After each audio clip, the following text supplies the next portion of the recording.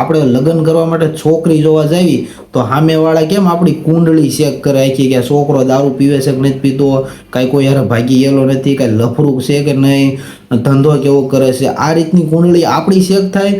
એવી રીતે આપણે જ્યારે લોન માટે અપ્લાય કરવી ત્યારે કંપની પણ એ આપણી કુંડળી ચેક કરે, સિબિલ ચેક કરે, બરાબર. તો એમાં આખી કુંડળી આવી જાય. સિબિલ ચેક કરે ને કે આ ભાઈ ક્યાંય ક્યાં આટો મારી આવ્યા છે, ક્યાંયથી એને ભાઈને લોનના હપ્તા શરૂ છે, આ બધું ચેક થતું હોય.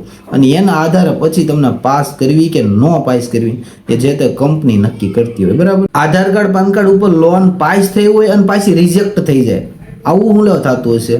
અને ઘણાનો સિબિલ 750 થી વધારે હોય તોય રિજેક્ટ થઈ જાય. આ બધા સવાલના જવાબ આજે તમને આપી દઉં, જેથી કરીને તમે બધા આખો વિડીયો જોજો, પછી તમને ખ્યાલ આવશે કે મારી લોન બેસી શકશે કે નહીં બેસી શકે, બરાબર. પહેલી વાત એ કે ઘણા કસ્ટમરનો 750 થી વધારે સિબિલ હોય છે, છતાં એ લોકોની લોન નથી બેસતી, રિજેક્ટ થઈ જાય છે. તો એના અમુક કારણો તમને જણાવી દઉં. 750 થી વધારે સિબિલ હોય એટલે તમારી લોન થવાની શક્યતા વધારે હોય, બરાબર. લોનની ઓફર આવી શકે, પણ એવા કેસમાં શું છે કે તમારો સિબિલ ઓલરેડી 750 થી વધારે છે, સારો છે, એટલે ઘણી બધી કંપનીઓ તમને ઓફર કરતી હોય લોન માટે.